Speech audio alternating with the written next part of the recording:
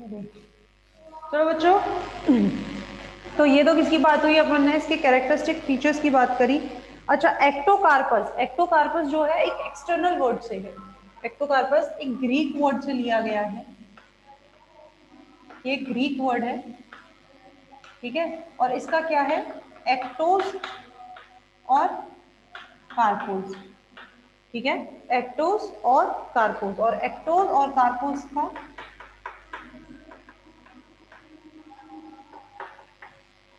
मतलब होता है एक्सटर्नल और फ्रूट। एक्टोकार्पस एक ग्रीक वर्ड से लिया गया है, और ग्रीक वर्ड क्या है, एक्टोस और carpos. Ectos is a external and carpos is a fruit, ठीक है। अगर मैं एक्टोकार्पस की बात करूं बच्चों, तो Ectocarpus can be an epiphyte and endophyte, ठीक है। Ectocarpus can be epiphyte and endophyte. Epiphyte क्या होते हैं, एपिफाइट्स जो वॉल्स पर, जैसे कि मैंने भी आपको बताया एल्गी में पहले बात करके बाउटेरिया की बात करी थी, जो बाहर की तरफ है। एपिफाइट्स जो प्लांट्स पर हों, जैसे हम जानते हैं प्लांट्स पर बाहर की तरफ उनकी सरफेस से जो चिपके हुए होते हैं, दैट इज द एपिफाइट्स। एंडोफाइट्स जो अंदर, उनकी कई ऐसे एल्गी होते हैं, जैसे कि आप लोगों ने देखा होगा कि कई एल्गीज होती हैं जो अंदर तक घुस जाती हैं, अंदर तक वो अपना पूरा नेटवर्क बना के रखती हैं, दीज आर द एंडोफाइट्स। तो वो कौन होती हैं, आपकी एंडोफाइट्स एल्गीज होती हैं, ठीक। अगर मैं इसके थैलस स्ट्रक्चर की बात करूं, एल्गी के हम थैलस स्ट्रक्चर की बात करते हैं बच्चों, थैलस स्ट्रक्चर। तो एल्गी का जो थैलस स्ट्रक्चर होता है, इसमें दोनों सिस्टम होते हैं, यानी कि प्रोस्ट्रेट सिस्टम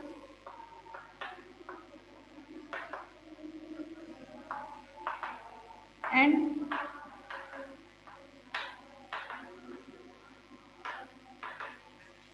इरेक्ट सिस्टम, ठीक है। थैलस स्ट्रक्चर कैसा है, प्रोस्ट्रेट सिस्टम और इरेक्ट सिस्टम दोनों होते हैं। जैसे ये देखिए,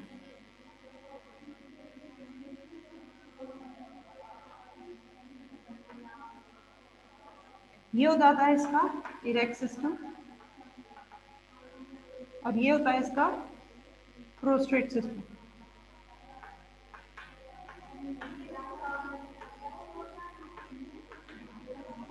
ठीक है। प्रोस्ट्रेट सिस्टम जो होता है ना बच्चों, ये जो प्रोस्ट्रेट सिस्टम होता है, इसको हम राइजोइडियल भी और राइजोइडियल सिस्टम भी कह सकते हैं, यानी कि इसमें राइजोइड्स होते हैं, तो हम इसको राइजोइडियल सिस्टम भी कह सकते हैं, और राइजोइड और राइजोइडियल सिस्टम भी हम इसको कह लेते हैं, ठीक है। किसको, प्रोस्ट्रेट सिस्टम को। इरेक्ट सिस्टम जो होता है, ये कैसा होता है,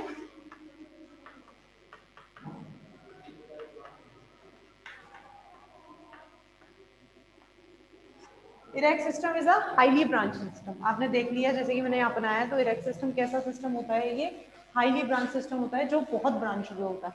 और एक और खासियत होती है इरेक्ट सिस्टम की, कि इसका जो इरेक्ट ब्रांचेस होती हैं, जो इसकी जो ब्रांचेस हैं, they are terminate, this cells are terminate into hair like structure. इस पे इस तरह से, मतलब ये जो इरेक्ट ब्रांचेस होती हैं, ये इरेक्ट ब्रांचेस पर हेयर लाइक स्ट्रक्चर्स निकले रहते हैं। दीज हेयर लाइक स्ट्रक्चर, इन ये क्यों होते हैं, जो इरेक्ट ब्रांचेस हैं, इरेक्ट ब्रांचेस पे जो हेयर लाइक स्ट्रक्चर्स हैं, ये हेयर लाइक स्ट्रक्चर्स क्यों होते हैं, बेसिकली इनका भी एक काम होता है, क्या, दे सीक्रेट म्यूसिलेज, दे सीक्रेट म्यूसिलेज। ये जो हेयर लाइक, ये जो पॉइंटेड स्पाइन लाइक ये जो स्ट्रक्चर है, दीज सीक्रेट म्यूसिलेज, ये क्या सीक्रेट करते हैं, म्यूसिलेज को सीक्रेट करते हैं। और ये म्यूसिलेज क्या करता है, this mucilage prevent the algae. अब एल्गी को प्रोटेक्ट करता है, किससे, किससे प्रोटेक्ट करता है, फ्रॉम, जैसे कि कोई शॉक लगता है, जैसे मान लो कोई एकदम से अगर कोई इसको धक्का लगता है, या कुछ भी होता है, कोई बाहरी एनवायरनमेंट की वजह से, उससे बचाता है। अच्छा, ये म्यूसिलेज सीक्रेट कर रहे हैं, तो ये जो म्यूसिलेज है, ये क्या करता है, इसको सूखने से बचाता है। ये जो एल्गी का जो एल्गी ब्रांचेज हैं, ये जो उसका थैलस है, इसको क्या करता है, ये सूखने से बचाता है। These are the very important function ठीक है। तो ये जो म्यूसिलेज होता है इसका बहुत काला काम होता है, ये इसको स्ट्रॉन्ग सनलाइट से बचाता है। ठीक है, तो मैं यहाँ लिख देती हूँ दीज हेयर लाइक स्ट्रक्चर्स, ये किससे बचाते हैं इसको, फ्रॉम ड्राइंग म्यूसिलेज जो होता है, क्योंकि उसका जो नेचर होता है म्यूसिलेज का, वो नेचर कैसा होता है, हाइग्रोस्कोपिक नेचर होता है। हाइग्रोस्कोपिक नेचर मतलब वाटर एब्जॉर्प्शन का नेचर। ठीक है, तो इसको किससे बचाता है, सूखने से बचाता है, फ्रॉम ड्राइंग। ठीक है, इसके अलावा स्ट्रॉन्ग सनलाइट,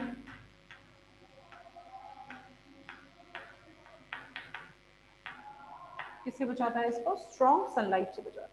तो ये सारे सिस्टम होता है इसके अंदर, इरेक्ट सिस्टम, जिसकी वजह से ये खुद को क्या कर पाता है, प्रोटेक्ट कर पाता है। वहीं अगर मैं इसके प्रोस्टेट सिस्टम की बात करूं बच्चों, तो प्रोस्टेट सिस्टम का क्या काम है, आप लोग खुद देख रहे हैं कि अगर प्रोस्टेट सिस्टम नहीं होगा तो ये कैसे चिपका हुआ रहेगा।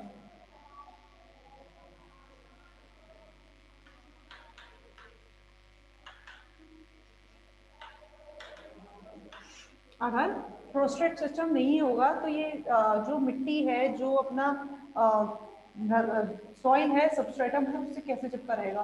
तो इट इज रिक्वायर्ड और मस्ट फॉर सपोर्ट,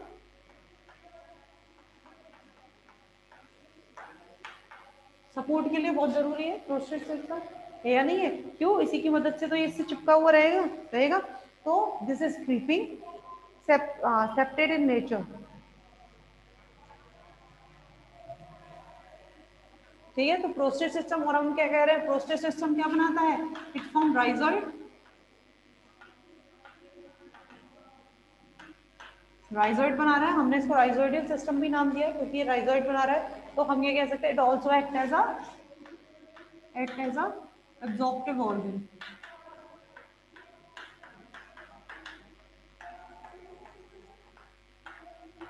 ठीक है, it also from rhizoid, so it also act as a absorptive organ. Clear है बच्चों सबको, कोई डाउट? नहीं, चलो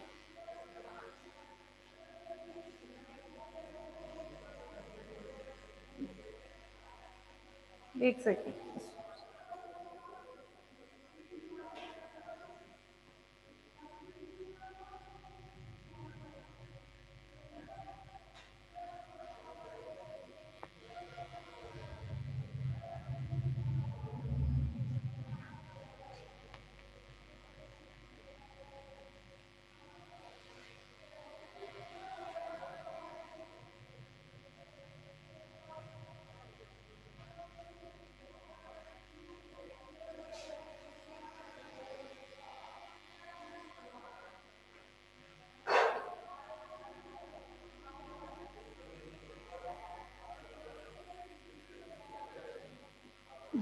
अब बात करते हैं किसकी,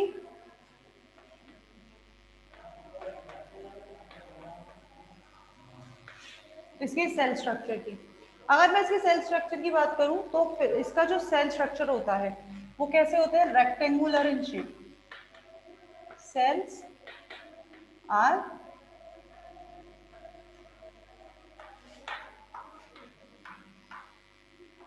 रेक्टेंगुलर इन शेप। इनकी जो सेल्स होती हैं वो कैसी होती हैं बच्चों, रेक्टेंगुलर होती हैं और यूनी न्यूक्लिएट होती हैं। इनकी सेल कैसी होती है, यूनी न्यूक्लिएट होती है, rectangular in shape and they are uninucleate. ठीक है, सेल स्ट्रक्चर में सेल वॉल की हम पहले बात कर चुके हैं। सेल वॉल कैसी होती है, आउटर जिलेटिनस होती है, जिलेटिन की बनी होती है, gelatinous layer, outer gelatinous layer जो किसकी बनी हुई है, जैसे लाइक एल्जिनिक एसिड और क्यूकॉइडिन।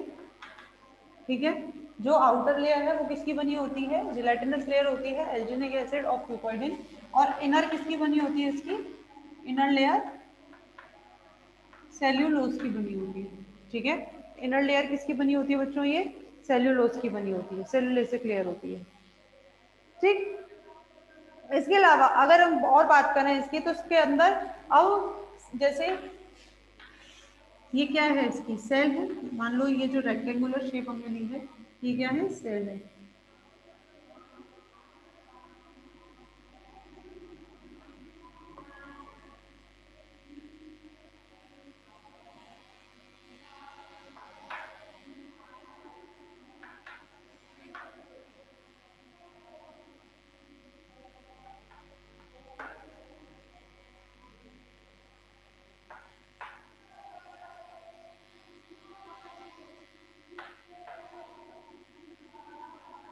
Inner cellulosic layer, outer gelatinous layer, इसके चारों तरफ यहाँ क्या है, ये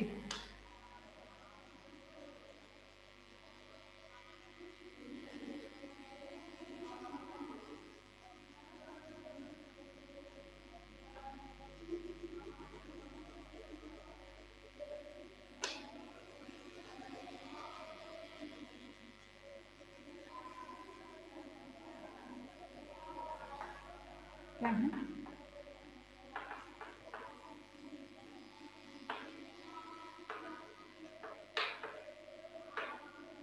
ठीक है, ये क्या है इसका पेरिफेरल साइटोप्लाज्म।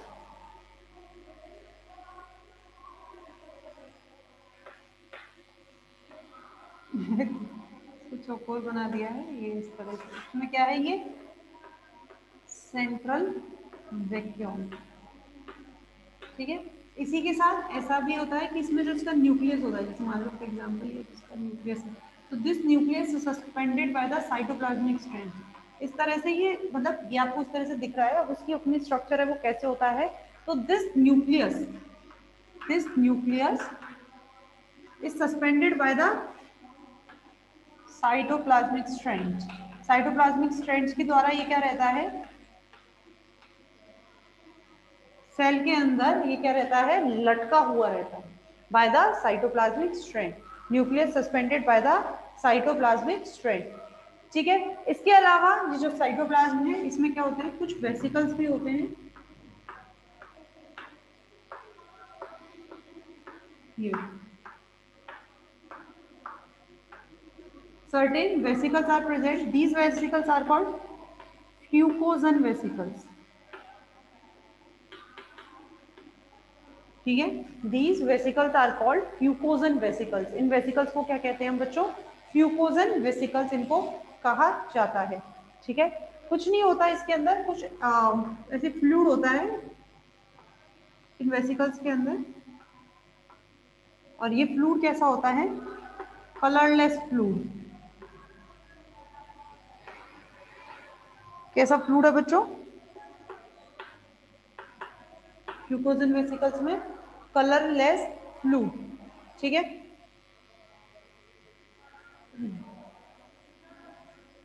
ये ऐसा माना जाता है कि ये जो वेसिकल्स होते हैं ये मेटाबॉलिक प्रोसेस के टाइम पर बन जाते हैं, क्या इनका एग्जैक्ट फंक्शन है ये तो अभी तक अननोन है, लेकिन ऐसा माना जाता है कि ये ग्लूकोजन वेसिकल कब बनते हैं, during the metabolic process,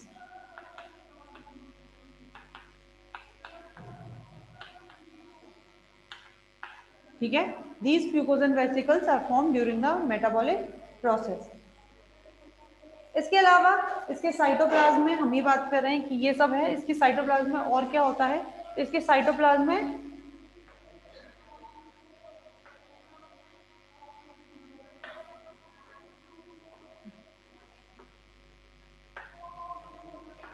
chromatophores,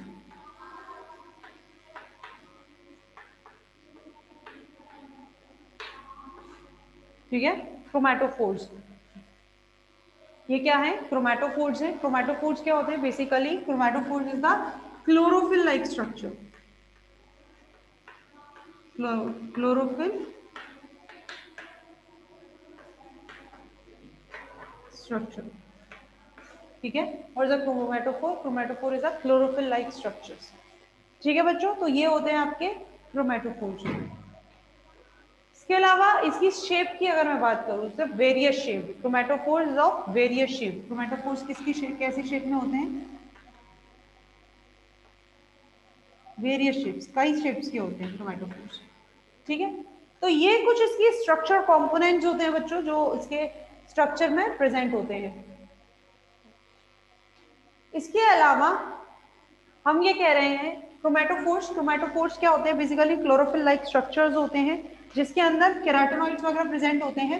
तो हमने फ्यूकोजेंथिन की बात करी थी अभी थोड़ी देर पहले, जब मैंने आपको पिगमेंट्स कैरेक्टरिस्टिक फीचर्स की बात करी थी तो मैंने क्या कहा था, फ्यूकोजेंथिन इनमें होता है, फ्यूकोजेंथिन। और ये फ्यूकोजेंथिन क्या देता है इसको, ब्राउन कलर। ये जो ब्राउन एल्गी को हम कहते हैं, ब्राउन एल्गी तो brown colour in nature, brown colour होती है, तो वो ब्राउन कलर किसकी वजह से होता है इसमें, इसमें वो ब्राउन कलर फ्यूकोजेंथिन की वजह से होता है, ठीक है, तो what is the structure, what is the cell structure? rectangular shape, outer is made up of gelatinous layer, inner is made up of cellulosic layer. Inside the cell wall a peripheral cytoplasm is present, ठीक है. In the center a vacuole is present. Beside it nucleus is also present which is suspended by the cytoplasmic strands. इसके अलावा इसके cytoplasm में क्या होते हैं, कुछ वेसिकल लाइक स्ट्रक्चर्स होते हैं. इन वेसिकल्स को हम क्या बोलते हैं? These vesicle like structure called as fucosan vesicle. Fucosan vesicle, these vesicles are filled with a fluid which is a colorless fluid. इनका क्या काम होता है वो पता नहीं, बस ऐसा माना जाता है during the metabolic process, during the metabolic process ये वेसिकल्स फॉर्म होते हैं. ठीक, इसके अलावा इनके साइटोप्लाज्म में क्रोमेटोफोर्स होते हैं. क्रोमेटोफोर्स क्या है? क्लोरोफिल. बेसिकली जो क्रोमेटोप्लास्ट आपने सुना होगा, क्रोमोप्लास्ट आपने सुना होगा, तो जो क्लोरोफिल के अलावा जो होते हैं, क्लोरोप्लास्ट जो बोलते हैं, तो क्लोरोफिल के अलावा जो फोटोसिंथेटिक स्ट्रक्चर्स होते हैं दीज आर द क्रोमेटोफोर, जो क्लोरोफिल नहीं है. तो इनके अंदर क्या होते हैं? केराटिनॉइड्स, फ्यूकोजेंथिन वगैरह. ठीक है, तो फ्यूकोजेंथिन जो इसके अंदर होता है it gives the algae brown colour. ये एल्गी को क्या देता है? ब्राउन कलर देता है. ठीक, इसके अलावा सेंट्रल वैक्यूल है इसमें. तो ये होती है इसकी पूरी cellular structure, cell structure. Clear है बच्चों? ठीक है, इसके अलावा इसके अंदर और क्या है? इसका रिजर्व फूड मटेरियल है. ठीक है, ये रिजर्व फूड मटेरियल कैसा है?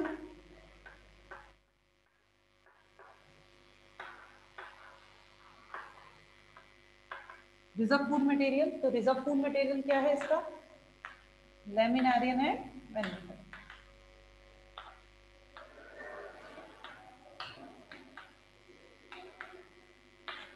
ठीक है, चलिए, तो ये आपकी आज की एक्टोकार्पस और वाउचेरिया की पूरी हमने आपको बताई है. आप लोग घर से इसे पढ़ के आएंगे, घर बैठ के जो आपको आज बताया है पूरा एक्टोकार्पस में जो जो चीज़ें आपको बताई हैं, आपका केवल रिप्रोडक्शन पार्ट बचा है. तो पता है जितने भी आप चैप्टर पढ़ रहे हैं वो कंप्लीट होते जा रहे हैं. इसके बाद पीओफाई शुरू होगा. ट्रस्ट में बच्चों, बहुत इंपॉर्टेंट चैप्टर है पीओफाई. ठीक है, पीओफाई का जो आपका शुरू में थोड़ा बहुत रह गया ना, तो जो आपका इंट्रोडक्शन पार्ट जो रह गया एल्गी का, जो एल्गी की पूरी जो यूनिट्स है, यानी कि type of life cycle, different type of life cycle, उसका इकोनॉमिक इंपॉर्टेंस, और उससे पहले जो जो बचा है वो आपको करवाएंगे. लेकिन ये एक्टोकार्पस की इंट्रोडक्शन पार्ट आपको दिया है, बाउचेरिया दिया है, तो आप लोग बाउचेरिया कंप्लीट हो गया उसे पढ़ेंगे और एक्टोकार्पस पढ़ेंगे. ठीक है, इसमें ज़्यादा टाइम नहीं लगेगा, कल आपका एक्टोकार्पस कंप्लीट हो जाएगा. इसके बाद पीओफाइसी हम शुरू करेंगे. पीओफाइसी इज वेरी इंपॉर्टेंट एल्गी, हमेशा क्वेश्चन आता है इससे. मैंने आपको शुरू में जब एल्गी शुरू कराई थी तभी मैंने आपको बता दिया था Chara and Phaeophyceae, these two are the very important. और उसके अलावा वॉलबॉक्स भी है तो पूछा जाता है, पर कारा एंड पीओफाइसी यानी कि रेड एल्गी, पीओफाइसी बोल रही थी जैसे, पॉलीसाइफोनिया, नॉट द पीओफाइसी. पीओफाइसी तो ब्राउन एल्गी है जो हम पढ़ रहे हैं, सॉरी बच्चों. पॉलीसाइफोनिया, रेड एल्गी, ठीक है ना. Polysiphonia and chara, these are two are the most important algae. तो ये आप इसको आप ऐसे करके आएंगे. ठीक है, तो आप आज वाउचेरिया और एक्टोकार्पस आप करेंगे, बाकी का आपका करेंगे. Thank you.